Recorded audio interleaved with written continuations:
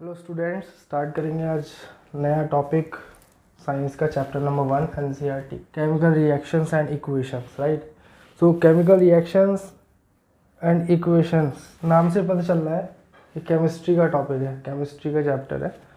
Right, अब सबसे पहले देखेंगे कि केमिकल इक्वेशंस और रिएक्शंस दोनों एक ही चीज़ है, अलग अलग है। केमिकल रिएक्शन और इक्वेशन दोनों ही अलग अलग चीज़ है, क्योंकि अगर एक ही चीज़ होती तो इस तरीके से एंड करके नहीं दिया होता, रिएक्शन एंड इक्वेशन। यहाँ रिएक्शन की बात अलग है और इक्वेशन की बात अलग है, दोनों में थोड़ा फ़र्क होता है। राइट, तो केमिकल रिएक्शन समझेंगे पहले क्या होता है रिएक्शन। केमिकल रिएक्शन समझने के इससे पहले एक छोटा सा पिछला रिकैप, छोटा सा पिछला डिस्कशन जो आपने शायद 9th क्लास में पढ़ा हो। 9th क्लास में आपने केमिस्ट्री में एक एटम्स एंड मॉलिक्यूल्स में एटम की डेफिनेशन पढ़ी थी, अगर आपको याद हो तो। एटम क्या होता है? इफ़ यू नो, एटम की जो डेफिनेशन हमने पढ़ी थी वो क्या थी? Atom is the smallest particle which takes part in a chemical reaction. समझ में आ रहा है? Atom is the smallest particle which takes part in a chemical reaction. वहाँ पे भी केमिकल रिएक्शन जो वर्ड हमने यूज़ किया था 9th क्लास में एटम एंड मॉलिक्यूल्स पढ़ते टाइम, एटम की डेफिनेशन में, वो वहाँ पे भी सवाल दिमाग में आया होगा भाई कि रिएक्शन क्या होता है। जब वो डेफिनेशन हमने पढ़ी थी तो उसमें केमिकल रिएक्शन जब वर्ड आया था तो केमिकल रिएक्शन के बारे में सवाल खड़ा हुआ होगा दिमाग के अंदर। तो हो सकता है कुछ बच्चों ने पूछा हो टीचर से, हो सकता है ना पूछा हो, बहुत सुने। तो केमिकल रिएक्शन मतलब क्या होता है? जब कोई पुराना सब्सटेंस, कोई प्रीवियसली एग्जिस्टिंग सब्सटेंस, एक या एक से ज़्यादा, कुछ उसके अंदर चेंजेस आ जाए, चेंजेस आने के बाद उसकी कुछ प्रॉपर्टीज़ चेंज हो जाए और कोई नया सब्सटेंस बन जाए, तो जो प्रोसेस उसके अंदर हुआ है उसको बोलते हैं केमिकल रिएक्शन। तो केमिकल रिएक्शन में होता क्या है? रीअरेंजमेंट ऑफ एटम्स होता है, एटम्स का रीअरेंजमेंट होता है। यानी अगर पहले एटम्स किसी एक अरेंजमेंट में, पर्टिकुलर अरेंजमेंट में अरेंज हैं किसी सब्सटेंस में, उसके मॉलिक्यूलर फार्मूला में, तो वो अरेंजमेंट चेंज होके कोई नई अरेंजमेंट बन जाए एटम्स की। Right, the type and number of atoms change हो जाए और कोई एक नई अरेंजमेंट एटम्स की बने, जिससे कि प्रॉपर्टी सब्सटेंस की क्या हो जाए? चेंज। प्रॉपर्टी सब्सटेंस की चेंज होने से जो नया सब्सटेंस बना है वो जिस प्रोसेस के बाद बना है, केमिकल प्रोसेस के बाद, उसे बोलते हैं केमिकल रिएक्शन। राइट, तो कुछ अंडरस्टैंडिंग बनी होगी एटम की डेफिनेशन से केमिकल रिएक्शंस के बारे में, अगर आपने वहाँ पे ये क्वेरी की होगी 9th क्लास में कि भाई केमिकल रिएक्शन क्या होता है, क्योंकि एटम की डेफिनेशन में है word chemical reaction. Right, atom की एक डेफिनेशन तो ये थी कि इंडिविजिबल वाली डेफिनेशन को तो वो तो रिजेक्ट करने के बाद एक नई डेफिनेशन हमने पढ़ी थी, क्योंकि इंडिविजिबल तो हम मानते नहीं है अब एटम को। So atom is an indivisible particle, ऐसा करके डेफिनेशन नहीं है। जो मॉडर्न डेफिनेशन है वो वही है जो मैंने अभी आपको बताई। क्या बताया? Atom is the smallest particle which takes part in a chemical reaction. वो सबसे छोटा पार्टिकल, वो सबसे छोटा यूनिट मैटर का जो केमिकल रिएक्शन में पार्ट लेता है, जिसके लेवल पे केमिकल रिएक्शन होता है, तो वो क्या होता है? एटम होता है। अब केमिकल रिएक्शन वहाँ पे जो वर्ड आया था वहाँ पे ही क्वेरी सॉर्ट आउट करनी चाहिए। वहाँ से अगर आप समझ बनाएं अपनी तो पता चलेगा कि अरेंजमेंट जो हो रहा है, अरेंजमेंट का जो रीअरेंजमेंट का जो प्रोसेस हो रहा है, एटम्स के रीअरेंजमेंट का प्रोसेस, वही एक्चुअल में क्या है? केमिकल रिएक्शन है। Right, so chemical reaction is nothing but the process by which a previously existing substance changes into a new substance with different properties. Right, so this is how we have to write the definition of chemical reaction. Suppose if we want to write, we can write it as chemical reaction is that process by which one or more previously existing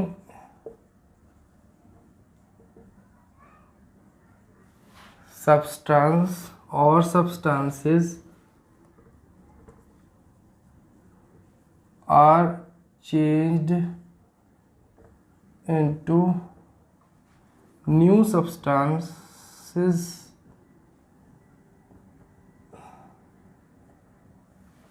with different properties or different chemical properties, right? So this is how we can write the definition of chemical reactions. So chemical reaction की definition है किसकी? chemical reaction. ठीक है, समझ आ गया भाई chemical reaction क्या होता है कि अगर कोई पहले से सब्सटेंस है, एक या एक से ज़्यादा सब्सटेंसेस, उनमें किसी एक प्रोसेस के थ्रू जो चेंज आता है जिससे वो नए सब्सटेंस में कन्वर्ट हो जाते हैं जिनकी प्रॉपर्टीज़ डिफरेंट होती हैं, तो उन्हें क्या, उस प्रोसेस को क्या बोलते हैं? केमिकल रिएक्शन बोलते हैं. अब सवाल आता है कि केमिकल इक्वेशन क्या होता है? Chemical equations, chemical equations, right. So अब केमिकल इक्वेशन बताने से पहले फिर मैं 9th क्लास पे जाऊंगा. 9th क्लास में केमिस्ट्री में आपने एटम्स एंड मॉलिक्यूल्स चैप्टर में ही how to write chemical formula नाम का एक टॉपिक पढ़ा था. How to write chemical formula या मॉलिक्यूलर फॉर्मूला. किसी सब्सटेंस का केमिकल या मॉलिक्यूलर फॉर्मूला कैसे लिखते हैं ये हमने 9th क्लास में सीखा था. तो हमने क्या किया था? सिंबल्स यूज़ किए थे सब्सटेंसेस के, एलिमेंट्स के, राइट. एलिमेंट्स के सिंबल्स यूज़ करके हमने मॉलिक्यूलर फार्मूला लिखना सीखा था. जैसे कैल्शियम कार्बोनेट का CaCO3 होता है, एल्युमिनियम ऑक्साइड का Al2O3 होता है, सोडियम क्लोराइड का NaCl होता है और अमोनियम क्लोराइड का NH4Cl होता है. तो ये सारे जो हमने फार्मूलाज लिखना सीखे थे ये सिंबल्स ऑफ एलिमेंट्स को यूज़ करके लिखना सीखे थे. तो symbols, symbolic representation of a chemical reaction को ही केमिकल इक्वेशन कहते हैं. केमिकल रिएक्शन तो प्रोसेस है, केमिकल प्रोसेस, राइट. और इक्वेशन क्या है? इसी का मतलब किसी केमिकल रिएक्शन का symbolic representation in which we use all the symbols of elements and molecular formulas of substances, chemical substances, right. For example, suppose if we want to represent a chemical, general form of a chemical equation, then we can write like this: A plus B gives rise to C plus D. Here this A and B, which is on LHS side of this arrow, these are the two substances. General representation दे दिया ए और B, right. कोई भी substance हो सकता है, ए कोई एलिमेंट हो सकता है, कोई कंपाउंड हो सकता है, बी भी कोई एलिमेंट या कंपाउंड कुछ भी हो सकता है, जो ये दोनों आपस में रिएक्ट कर रहे हैं, ठीक है. और ये LHS साइड लिखे हुए हैं, ठीक है, इस एरो के. तो ये है रिएक्टेंट्स, ये क्या है? रिएक्टेंट्स. और ये जो इस साइड है RHS साइड, ये RHS साइड है, राइट. और ये क्या है? LHS side. LHS साइड जो सब्सटेंसेस हैं उन्हें क्या बोलते हैं? रिएक्टेंट्स. और RHS साइड जो सब्सटेंसेस हैं उन्हें क्या बोलते हैं? प्रोडक्ट्स. जो न्यू सब्सटेंस बनते हैं डिफरेंट प्रॉपर्टीज के साथ उन्हें बोलते हैं products, right. So reactants and products ये दो पार्ट होते हैं केमिकल इक्वेशन के. तो केमिकल इक्वेशन ये पूरी कहलाती है केमिकल इक्वेशन, जिसमें रिएक्टेंट्स इधर LHS साइड वाले सब्सटेंस या सब्सटेंसेस होते हैं और RHS साइड वाले सब्सटेंस या सब्सटेंसेस को क्या कहते हैं?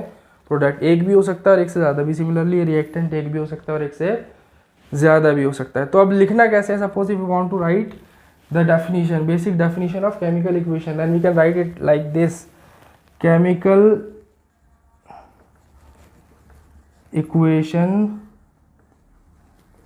is the symbolic representation of a chemical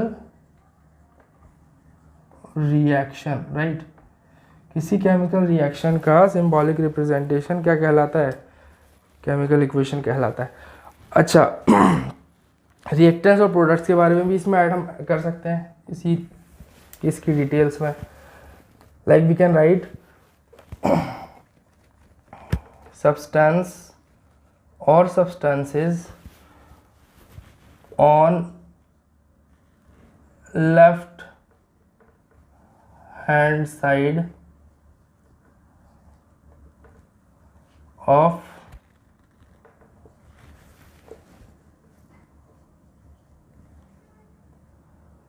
the equation are known as reactants, while substance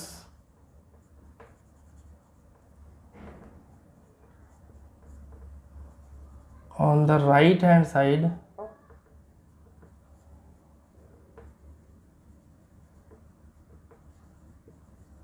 of the equation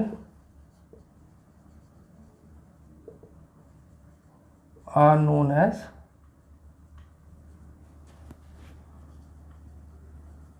product or products, right? Reactants and products are separated by an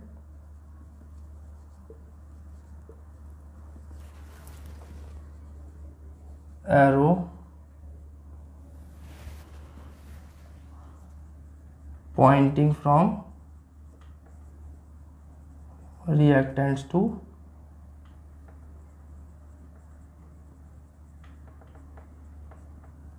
products.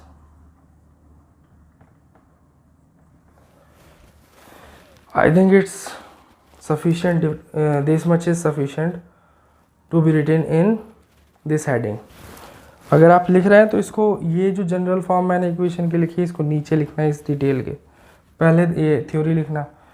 तो chemical equation is a symbolic representation of chemical reaction, substance और substances. This as in this bracket, small bracket, shows substance could be singular or it could be plural, it could be more than one also. On the left hand side of the equation are known as reactants. If it is one, then reactant, and if it is more than one, then reactants. While substances on right hand side of the equation are known as products. Reactants and products are separated by an arrow pointing from reactant to products, or pointing from reactant side to product side, right? It is clear enough? Yes. Now the ways to represent a chemical equation. Ways to represent a chemical equation, right? मतलब क्या ways कितने हैं एक chemical equation को represent करने के? तो दो वेज होते हैं। एक तो होता है वर्ड इक्वेशन, वर्ड इक्वेशन के बाद दूसरा टाइप होता है सिंबॉलिक इक्वेशन और केमिकल इक्वेशन। केमिकल यहाँ पे लिखो केमिकल रिएक्शन। केमिकल रिएक्शन को दो वेज से रिप्रेजेंट किया जा सकता है, एक तो वर्ड इक्वेशन से और एक केमिकल इक्वेशन से, राइट? तो वर्ड इक्वेशन का क्या एग्जांपल है? जैसे सपोज इफ आई से जब जिंक और सल्फ्यूरिक एसिड, सल्फ्यूरिक एसिड, ये दोनों आपस में रिएक्ट करते हैं तो जिंक सल्फेट बनता है। क्या बनता है? Zinc sulphate. और दूसरा क्या बनता है? Hydrogen gas, right? तो ये जो है ना, ये वर्ड इक्वेशन कहलाती है, जिसमें हम नाम सब्सटेंसेस के नाम यूज़ कर रहे हैं, नेम्स। अगर सब्सटेंसेस के नेम्स यूज़ करके इस एरो से रिएक्टेंट और प्रोडक्ट को सेपरेट करें, यानी कि उसी फॉर्म में लिखें इक्वेशन की फॉर्म में, बट क्या यूज़ करें, सिंबॉलिक रिप्रेजेंटेशन ना यूज़ करके नेम्स ऑफ सब्सटेंसेस यूज़ करें, या फार्मूला ऑफ सब्सटेंसेस ना यूज़ करके नेम्स लें, तो इसको बोलते हैं वर्ड इक्वेशन। और अगर इसी जगह पर अगर हम सिंबल्स यूज़ करें, जिंक का Zn, सल्फ्यूरिक एसिड होता है H2SO4, जिंक सल्फेट बन जाएगा ZnSO4, और हाइड्रोजन H2 गैस रिलीज हो जाएगी, राइट। सो ये जो है ना, ये क्या है, ये केमिकल इक्वेशन है, केमिकल इक्वेशन, राइट। ये है केमिकल इक्वेशन और ये क्या है, word equation. So this is how, these are the two ways by which we can represent a chemical reaction. अब एक इसके बाद टॉपिक है balancing of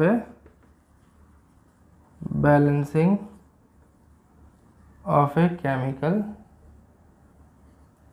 equation. Balancing of a chemical equation क्या होता है, केमिकल इक्वेशन का बैलेंसिंग। बैलेंस मतलब समझते हो, इक्वल, बराबर, राइट। वेट बैलेंस मतलब जितना वेट राइट साइड है उतना ही वेट लेफ्ट साइड होना चाहिए। बैलेंस का मतलब समझ में आ रहा है ना। तो इक्वेशन को भी बैलेंस किया जाता है। मतलब क्या है, इस मतलब को समझाने के लिए फिर 9th क्लास पे जाऊंगा। 9th क्लास में आपने केमिस्ट्री में एक law of conservation of mass पढ़ा है, एटम्स एंड मॉलिक्यूल्स में।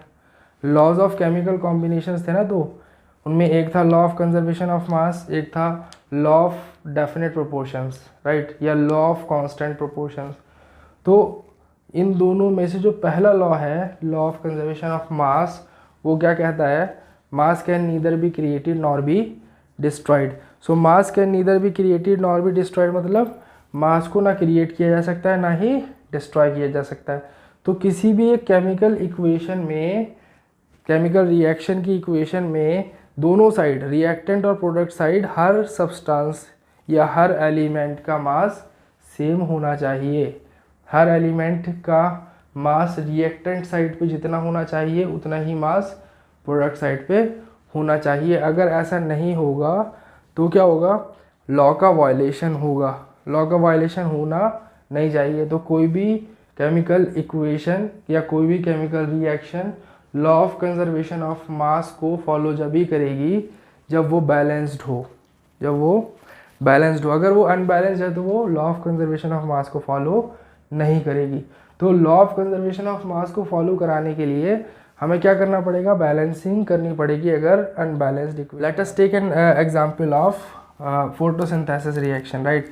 फोटोसिंथेसिस रिएक्शन बड़ी जनरल है, आप सब ने फोटोसिंथेसिस बहुत बार पढ़ा है प्रीवियस क्लासेस में भी।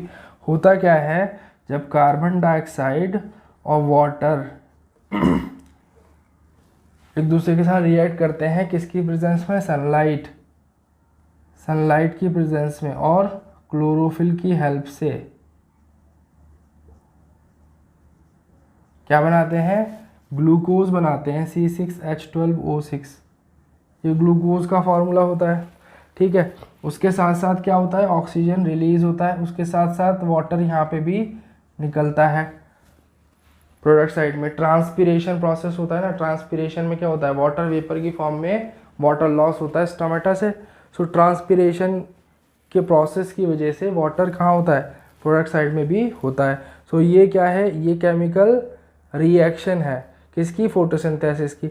लेकिन ये एक अनबैलेंस्ड केमिकल इक्वेशन है। ये अनबैलेंस्ड केमिकल इक्वेशन क्यों है, क्योंकि जिस एलिमेंट का मास यहाँ, हर एलिमेंट का मास जितना इस रिएक्टेंट साइड पे है उतना प्रोडक्ट साइड पे नहीं है। अगर आप देखें, if you are able to see, यहाँ पे कार्बन डाइऑक्साइड में कार्बन कितना है, एक एटम है, राइट। और यहाँ पे कहीं तो कार्बन है नहीं। इसमें प्रोडक्ट साइड में ये जो ग्लूकोज है, इसी में कार्बन कितना है, 6 एटम्स। अब देखना यहाँ पे तो कार्बन एक ही एटम है और यहाँ पे कार्बन के 6 एटम। तो 5 एक्स्ट्रा आइटम कहाँ से आ गए, 5 एक्स्ट्रा आइटम आ गए। इसका मतलब ये तो क्रिएट हो गया एक तरीके से। राइट, जो एग्जिस्टेंस में थे ही नहीं और एग्जिस्टेंस में आ गए, इसका मतलब क्या है, राइट, ये तो एक तरीके से क्रिएशन हो गया, मतलब आ गए, इसलिए ये क्या है, अनबैलेंस्ड है। ये किसको फॉलो नहीं कर रहा रिएक्शन, ये इक्वेशन फॉलो नहीं करता है किसको, law of conservation of mass को। लेकिन फॉलो कराने के लिए हमें क्या करना पड़ता है, बैलेंसिंग। बैलेंसिंग करने के लिए क्या करना पड़ता है, जितने एटम हर एलिमेंट के इस साइड हैं रिएक्टेंट साइड, उतने ही एटम हर एलिमेंट के प्रोडक्ट साइड पे हमें करने पड़ते हैं। तो होता क्या है, कैसे करेंगे, देखो भाई ये जो पूरा है ना, ये एक सब्सटेंस है, राइट, कार्बन डाइऑक्साइड, जिसका फॉर्मूला होता है CO2, राइट। अब ये CO2 फॉर्मूला तो फिक्स है कार्बन डाइऑक्साइड के लिए, कार्बन डाइऑक्साइड का फॉर्मूला बचेगा ही नहीं अगर हमने इसमें यहाँ पे नंबर ऑफ कार्बन चेंज कर दिया, ये नंबर ऑफ ऑक्सीजन चेंज कर दिया, यानी कि कार्बन और ऑक्सीजन का जो नंबर है इस मॉलिक्यूल में वो चेंज नहीं हो सकता। और जो एक मॉलिक्यूल के अंदर एलिमेंट के नंबर को रिप्रेजेंट करता है वो यहाँ पे जो सबस्क्रिप्ट में नंबर नीचे लिखा होता है हैंगिंग पोजीशन में, वो करता है। यानी कि ये 2 ये बता रहा है कि ऑक्सीजन के आइटम्स कार्बन डाइऑक्साइड में 2 हैं और यहाँ पे कार्बन के नीचे कुछ नहीं है, तो इसका मतलब ये कार्बन एक ही है, राइट, यहाँ पे कुछ नहीं है तो 1 है। जब एक कार्बन 2 ऑक्सीजन के साथ कंबाइन होते हैं केमिकली तो कार्बन डाइऑक्साइड बनता है। लॉ ऑफ डेफिनेट प्रोपोर्शन यही बताता है कि एक डेफिनेट प्रोपोर्शन में हर एलिमेंट बाय देयर मास एक फिक्स रेशियो में ही कंबाइन होंगे,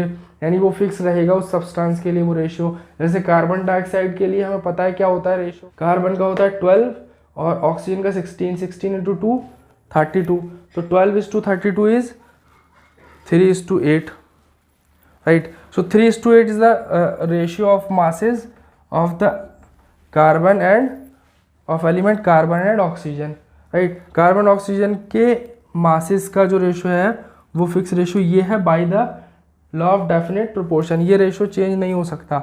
अगर यहाँ पे आपने कार्बन या ऑक्सीजन के नंबर में से कुछ भी चेंज कर दिया तो ये रेशियो चेंज हो जाएगा, फिर क्या हो जाएगा, डेफिनेट प्रोपोर्शन का भी वायलेशन हो जाएगा।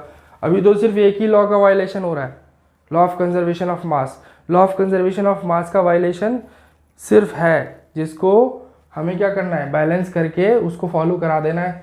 लेकिन अगर हमने यहाँ पर डिस्टर्ब कर दिया कोई नंबर तो फिर तो डेफिनेट प्रोपोर्शन का भी उल्लंघन हो जाएगा, यानी वायलेशन हो जाएगा। तो हम यहाँ पे कोई नंबर छेड़ेंगे नहीं, कार्बन को भी एक रहने देंगे, ऑक्सीजन को भी एक रहने देंगे। इसी तरह यहाँ के नंबर्स को भी नहीं छेड़ेंगे जितने नंबर्स लिखे हैं, ठीक। अब करेंगे क्या फिर, तो हम क्या करते हैं, हम पूरे के पूरे नंबर ऑफ मॉलिक्यूल्स को इंक्रीज करते हैं। जैसे ये कार्बन डाइऑक्साइड का एक मॉलिक्यूल है, हमें चाहिए कितने कार्बन चाहिए, 6 कार्बन चाहिए। तो कार्बन डाइऑक्साइड के एक मॉलिक्यूल में एक कार्बन होता है, तो 6 मॉलिक्यूल में कितने कार्बन मिल जाएंगे, हमें 6 मिल जाएंगे। यानी क्या करेंगे, हम number of carbon dioxide molecules को ही इंक्रीज कर देंगे। तो हम यहाँ पे 6 कार्बन डाइऑक्साइड मॉलिक्यूल्स ले लेते हैं। अगर एक कार्बन डाइऑक्साइड मॉलिक्यूल, ये देखो ये जो 6 है ना, ये 6 का मतलब है कि ये पूरे मॉलिक्यूल्स 6 हैं ऐसे ऐसे, यानी कि 6 कार्बन डाइऑक्साइड, एक नहीं 6। अगर हम ये 6 यहाँ लिख देते यहाँ, तो इसका मतलब हो जाता है कि एक ही मॉलिक्यूल में 6 कार्बन है, जो कि पॉसिबल नहीं है क्योंकि कार्बन डाइऑक्साइड में एक ही कार्बन होता है, राइट। और अगर हम यहाँ 6 लिख रहे हैं तो इसका मतलब है हम 6 कार्बन डाइऑक्साइड अलग अलग जो है कंसीडर कर रहे हैं। जैसे सपोज अगर हम कहें x plus x plus x plus x plus x plus x, 1 2 3 4 5 6, ये 6x है, इनको क्या लिखेंगे, 6x लिखते हैं ऐसे, राइट। इसी तरीके से अगर ये x की जगह क्या हो, CO2 हो, कार्बन डाइऑक्साइड, तो 6 अलग अलग कार्बन डाइऑक्साइड को 6 CO2 लिखेंगे। आई थिंक अब क्लियर हो गया होगा ये, राइट। सो 6 CO2 का मतलब हो गया 6 कार्बन डाइऑक्साइड के मॉलिक्यूल्स। अब एक में एक कार्बन मिलता है तो 6 में 6 कार्बन मिल जाएंगे। तो इसका मतलब ये हुआ कि एक ग्लूकोज बनाने के लिए कम से कम 6 कार्बन डाइऑक्साइड के मॉलिक्यूल्स लगेंगे, राइट। अब देखते हैं, कार्बन हमने इस तरीके से क्या कर दिया, बैलेंस कर दिया। देखो जितने कार्बन इधर है उतने अब कार्बन इधर हो गए। अब देखते हैं ऑक्सीजन को, ऑक्सीजन हमारा बैलेंस है कि नहीं। 6 2 जा, क्योंकि देखो एक कार्बन डाइऑक्साइड में 2 ऑक्सीजन एटम्स होते हैं, तो 6 कार्बन डाइऑक्साइड मॉलिक्यूल में कितने ऑक्सीजन एटम्स हो जाएंगे, 6 दूनी 12, भाई एक में 2 तो 6 में 12, और इधर कितने हैं 1, तो 12 और 1 13। अब यहाँ पे कितने हैं, 6 और 2 8 और 1 6 और 2 8 और 1 9, इधर 9 है और इधर 13। तो अब ऑक्सीजन अनबैलेंस है, ऑक्सीजन को भी बैलेंस हमें करना पड़ेगा।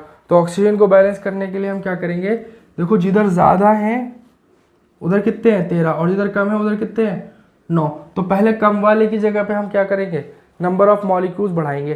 तो इधर नंबर ऑफ मॉलिक्यूल्स कितने बढ़ा सकते हैं हम, 2 है ना। अगर हम यहाँ पे 2 लगा दें क्या आ जाएगा, 2 4 हो जाएंगे, 4 और 6 10 और 1 11, अभी भी काम नहीं बना। तो 3 लगा के देखते हैं, 3 और 2 6, 6 6, 6 और 6 12 और 1 13, तब बराबर हो जाएंगे। यहाँ 3 लगाएंगे तो ऑक्सीजन तो बराबर हो गया, लेकिन अभी हाइड्रोजन बराबर नहीं हुआ है। जब हम हाइड्रोजन को बराबर करेंगे तो ऑक्सीजन फिर डिस्टर्ब हो जाएगा, ऑक्सीजन फिर से अनबैलेंस हो जाएगा, क्योंकि यहाँ पे हाइड्रोजन के साथ ऑक्सीजन लगा है। इस हाइड्रोजन के नंबर को बढ़ाएंगे घटाएंगे तो ऑक्सीजन का नंबर भी बढ़ घट जाएगा इस मॉलिक्यूल का। तो इसलिए हम हाइड्रोजन को बैलेंस करेंगे। हाइड्रोजन को बैलेंस करने के लिए यहाँ क्या करेंगे, देखो यहाँ पे हाइड्रोजन कितने हैं, यहाँ पे हाइड्रोजन 2 हैं, यहाँ पे हाइड्रोजन कितने हैं, यहाँ पे हाइड्रोजन 2 और 12, 12 और 2 14, टोटल 14 है और प्रोडक्ट साइड में। तो 14 और इधर कितने हैं 2, तो इधर हम 12 लगाते, 12 2 ज़ा 24, इधर हम 12 लगाते, सॉरी इधर हम 6 लगाते हैं, 6 2 ज़ा 12, एंड इधर कितने हैं 12, 12 6 2 ज़ा 12 एंड 12 2 ज़ा 24, इधर भी 24 हो गया। देखो 12 और 6 दूनी 12, 12 12 24 और 12 दूनी 24, तो 12 2 ज़ा 24, इधर भी 24, 12 ये और 6 2 ज़ा 12 ये, 12 12 24 24 इस साइड भी। तो अब ऑक्सीजन अब फिर अनबैलेंस हो गया। ऑक्सीजन कैसे अनबैलेंस हो गया, देखो 6 दूनी 12, ऑक्सीजन के 12 आइटम्स है, यहाँ पे कितने आइटम्स हैं ऑक्सीजन के 12 आइटम्स, 12 12 कितने हो गए 24, यहाँ पे ऑक्सीजन के 6 आइटम्स, यहाँ पे ऑक्सीजन के 6 आइटम्स, यहाँ पे ऑक्सीजन के 6 आइटम्स, ये टोटल 18 आइटम है। यहाँ पे 24 है, यहाँ पे 18 है। तो इनको यहाँ पे भी 24 करने के लिए यहाँ पे हम क्या लगाते हैं 6।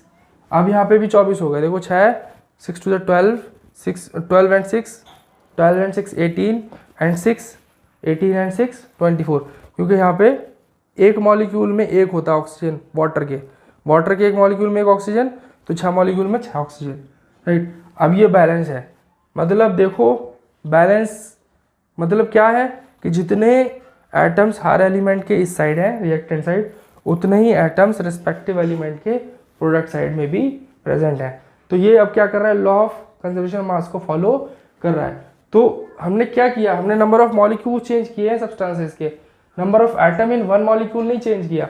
यहाँ पे ये जो नंबर से हमने ये लगाए हैं अपनी तरफ से, मॉलिक्यूल के अंदर के नंबर को नहीं छेड़ना है। आगे बात समझ में, तो आई थिंक क्लियर हो गया। अब थोड़े बहुत, ये तो बहुत मुश्किल रिएक्शन था बैलेंस करना, नए बैलेंसिंग जिसने नई सीखी है वो एकदम इसे बैलेंस नहीं कर पाता, लेकिन हाँ ये है कि अब जो समझ में आ गया होगा। अब जो हम सिंपल और इजी हल्के वाले इक्वेशंस लेंगे ना, तो उसमें बैलेंसिंग बहुत इजी से आप कर पाएंगे। Iron when reacts with water then it gives rise to Fe3O4 and H2 hydrogen, ferrous oxide और हाइड्रोजन रिलीज होती है, राइट। अब यहाँ पे आयरन एक, यहाँ पे आयरन एक मॉलिक्यूल ऑफ फेरस ऑक्साइड में आयरन कितने 3 है, तो iron unbalance, hydrogen 2 hydrogen balance है, ऑक्सीजन 1 ऑक्सीजन 4, तो ऑक्सीजन भी, यानी आयरन और ऑक्सीजन अनबैलेंस्ड है और हाइड्रोजन ही सिर्फ बैलेंस्ड है। लेकिन क्योंकि हाइड्रोजन के साथ यहाँ वाटर है, सॉरी हाइड्रोजन के साथ ऑक्सीजन है वाटर के मॉलिक्यूल में, तो जैसे ही आप ऑक्सीजन को बैलेंस करने लगोगे तो हाइड्रोजन अनबैलेंस हो जाएगा। तो इसलिए हमें फिर हाइड्रोजन को भी बैलेंस करना पड़ेगा जब वो अनबैलेंस होगा। तो यहाँ पे देखना ऑक्सीजन के 1 है, यहाँ पे ऑक्सीजन के 4 हैं, तो जिसमें सबसे पहले तो अगर आप चाहो तो वैसे जिसको प्रैक्टिस होती है उसको करने की ज़रूरत नहीं पड़ती ये काम, लेकिन अगर प्रैक्टिस नहीं है, नए प्रैक्टिस कर रहे हो, नया सीख रहे हो, तो आप क्या करो, यहाँ पे आयरन ऑक्सीजन और हाइड्रोजन लिख लिया, और उसके बाद रिएक्टेंट साइड और प्रोडक्ट साइड पे नंबर देखो किसके कितने हैं। रिएक्टेंट साइड पे आयरन 1 है और प्रोडक्ट साइड पे आयरन 3 है, ठीक है ना, 1 और यहाँ पे 3, हाइड्रोजन 2 और 2, ऑक्सीजन 1 और 4, ऑक्सीजन 1 और 4। अब देखना सबसे ज़्यादा नंबर ऑक्सीजन का है, ये सारे नंबर्स में सबसे ज़्यादा नंबर किसका है, ऑक्सीजन का, प्रोडक्ट साइड में, ठीक है ना।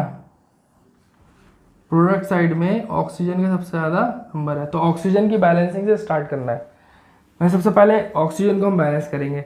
तो जैसे यहाँ पे 4 है, यहाँ पे 1 है, तो ज़्यादा वाले को तो छोड़, ज़्यादा की तरफ तो कुछ नहीं करेंगे, वो ऑलरेडी एक नंबर ऑफ एटम ज़्यादा है। कम वाली जगह पे नंबर ऑफ एटम्स हम बढ़ाते हैं। कैसे बढ़ाते हैं? मॉलिक्यूल्स के नंबर को बढ़ा के, यानी वाटर के मॉलिक्यूल्स को ही बढ़ा लेंगे। यहाँ पे नहीं लगा देंगे 4, ऐसा नहीं करेंगे। Number of molecules of water ले लेंगे हम 4, ठीक है। तो 4 वाटर मॉलिक्यूल्स मिल के काम करेंगे आयरन के साथ, तब ये बनेगा, पॉसिबल तब है, राइट। तो ये तो बैलेंस हो गया। अब 4 मतलब ऑक्सीजन बैलेंस हो गया, 4 ऑक्सीजन यहाँ पे भी और 4 ऑक्सीजन यहाँ पे भी। लेकिन अभी क्या है, हाइड्रोजन अनबैलेंस हो गया। हाइड्रोजन कितने हो गए एटम्स? 4 2 8, और यहाँ पे हाइड्रोजन कितने हैं? 2। तो हाइड्रोजन का नंबर भी इक्वल करना पड़ेगा।